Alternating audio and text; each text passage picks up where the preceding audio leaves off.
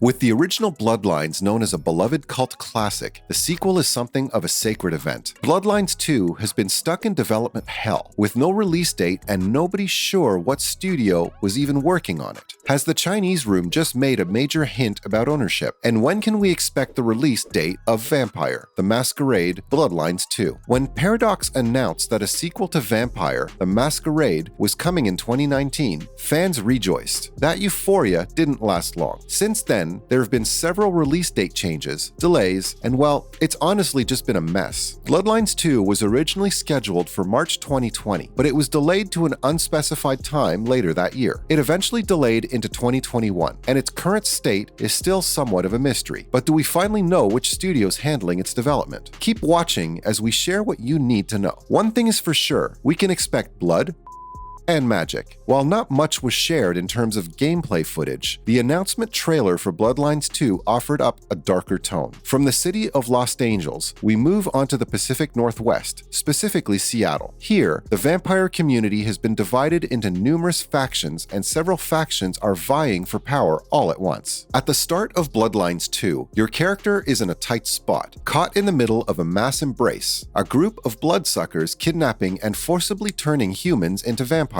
Yes, this is a huge no-no. If a vampire turns another without permission from a city's primogen, clan leader, or prince, ruler of a city, it's usually curtains for both the sire and their child. The Camarilla used to be the faction that kept things like that in check, but if things are that chaotic in Bloodlines 2, it seems like it doesn't have the power it once had. In the role-playing book, Vampire: The Masquerade 5th Edition, the elders of the Camarilla have been called away by something called the Beckoning. Since many cities are now devoid of primogens and princes, their domains are ripe for the taking. Seattle is a prime example. It's up for grabs, leaving the possibility for even a newly turned vampire to establish some power over a city. Given the controversy surrounding the 5th edition, it's hard to predict whether Bloodlines 2 will follow that canon closely. The Bloodlines 2 website mentions that players can meet the old blood founders present since the city's birth, which indicates that some vampires from earlier times must still be around. But we bet the mass embrace is the least crazy thing in store for us in Seattle. The Xbox 2020 teaser video from May 2020 is a cinematic trailer with only a smidge of gameplay, but it's fun. It features Wayne Newton Dunkashane. At the end, you can see some people jumping across rooftops, some telekinetic combat, and that bat swarm ability you can find in Chiropteran skills. We've been waiting for it patiently since the announcement of its existence, but how long do we have to wait? Watch till the end to hear what we know of its release date. What do we know about the gameplay options of Bloodlines 2? Quite a bit of the options available have been teased in part so far. Here are the most important bits. What clans can I be in Bloodlines 2? Paradox Interactive has confirmed the first 5 clans coming to Bloodlines 2. First revealed was the Bruja clan, which is one of the 7 playable clans from the first Bloodlines game. In Bloodlines 2, there are a few of them left in Seattle, and they're all from the failed Anarch movement. Players begin as Thin Bloods, aka 14th or 15th generation vampires, which makes them seem unorthodox for joining another clan. The game's story reportedly has players join a different clan later in the game, rather than pick one before starting, like in the original Bloodlines. In Bloodlines 2, Thin Bloods will be even more powerful than they are in tabletop lore. Paradox is planning to release more clans after the game's release, but has not yet addressed how it plans to do so. What about disciplines, aka vampiric powers? As in the original Bloodlines, players will have a few vampiric powers at their disposal to help them in combat or other harrowing situations. In BL2, you can get up to 6 active powers. There are many clan-based powers to choose from, but since you start out as a Thin Blood, you can choose only one of the following powers: Chiropterans, Bat Swarm, Mentalism, Nebulation, Mist Shroud, or Envelop. Thin Bloods generally don't have powers and are considered the weakest of all vampires. However, they can learn disciplines without training, while others develop their own powers. Joining another clan later in the game will unlock other powers as well. You can use Auspex to see NPCs through walls, mark their weaknesses, and detach from your body to explore an astral projection. Potency, a stat for strength. You can use Fist of Cain to knock down walls and throw enemies, or Earth Shock to punch the ground and send out a violent shockwave to knock down enemies. The Celerity discipline allows you to to move faster than the blink of an eye, using Unseen Storm to disorient your enemies, or Accelerate to move more slowly, allowing you to dodge punches or bullets. And that's just a few to look forward to. Ever since fans learned that Bloodlines 2 was in development by an unknown studio, we have seen only one name repeatedly pop up: the Chinese Room. Vampire: The Masquerade Bloodlines 2 has been wandering in the night since its publisher Hardsuit Labs was stripped of the project 2 years ago, but now it appears that a new developer has taken up the task. Little British indie studio, the Chinese Room. The timing certainly seems to fit very well, as the company released its newest game in June of 2020 and began to work on an unannounced title in that October. Paradox Interactive was supposedly impressed with what this new studio presented to them. Here are some possible clues pointing to the Chinese Room working on a sequel to Bloodlines. First of all, they're using Unreal Engine 5, and it will take time to polish assets for the new graphics engine. UE5 is considered the new big thing for games. Second, they are currently employing over 80 people, and their lead is known for great storytelling, as well as one of the most frightening horror experiences in video games. They've said they're aiming to make the best game of the decade, so they would have brought something impressive to Paradox's headquarters. In more promising news, it seems they've been hiring a lot of artists, animators, and visual effects people, perhaps to help polish something up. Their lead is a self-proclaimed perfectionist, and the result has been an ongoing polishing of their games to reach near perfection. And to quell any fears of the franchise might have, the studio is an award-winning one, and they are known for taking risks. This bold flair would be super useful in making Paradox believe that it's a good idea to make a game that was already officially being developed by another studio. What's more, the company Digital Sumo makes them strong financially. In contrast, Hardsuit Labs was working on 20+ small game projects while simultaneously developing Bloodlines 2 in order to make enough money to survive. It's hard to believe that Paradox would sell Bloodlines 2 short, given how much time and money they've put into it, not to mention the fact that they moved the game from one studio to another one that is still working on it after 2 years. Given how much everyone believes Unreal Engine 5 will improve any new game using it, it seems likely that this is what Paradox is doing with Bloodlines 2, especially considering how much time has gone by with the game still not released. If the Chinese Room is indeed working on the game, and it seems more than likely at this point, it will be the studio's biggest project to date. Prior to this, it worked on smaller titles like Everybody's Gone to the Rapture and Little Orpheus. The developer will also be venturing into new territory with its first RPG title. Does their hiring confirm it for us even more? We think so. A post from a game director that was listed on the Internet Archive said the role was suitable for someone with a background as a lead game designer and experience of an interest in relevant genres such as first-person games, narrative, action-adventure, RPG, and horror. That sounds like the boxes that Bloodlines 2 fits into as a first-person RPG. Reactions on Reddit suggest fans are excited yet cautious, especially since there is now almost 2 decades worth of expectations. Questions are also being raised about whether the Chinese Room will be able to handle an RPG game of this scope with a title as big as Vampire: The Masquerade Bloodlines, as highlighted by old Bloodlines 2 screenshots. Fans are also left to wonder if the game can live up to the standards set by the original beloved Vampire RPG. The World of Darkness has just returned to video games, but with uneven quality and fans' reception thus far, it is unclear whether Bloodlines 2 will improve or detract from the brand. When do we get to sink our teeth into the sequel? Frederick Wester, CEO of Paradox Interactive, has provided us with an update on Vampire: The Masquerade Bloodlines 2, suggesting that we may see the game in 2023. Even through several studio changes, Paradox has assured fans that they're still working on the game, and it appears that this is still true. In an interview with Pravada Aferer, Paradox's Interactive CEO Fred Wester said that the development of the game is going well, but the business is leery of making any announcements too far in advance after what happened with the game after its initial presentation. Wester has stated that a release date for Bloodlines 2 will be announced reasonably soon, and that a release in 2023 is not out of the question. However, there is currently no time frame to speak of, so fans may want to hold off on their excitement for the moment. Since the first Bloodlines game came out in 2004, it's reasonable to assume that its fans can wait a little longer for a sequel, even though they might rather the game came out sooner. Releasing it in 2024 to commemorate the original's 20th anniversary is certainly within the realm of possibility. Looks like we'll wait patiently for the Vampire game to rise from the grave. Like this video if going to pre-order, subscribe for more gaming updates.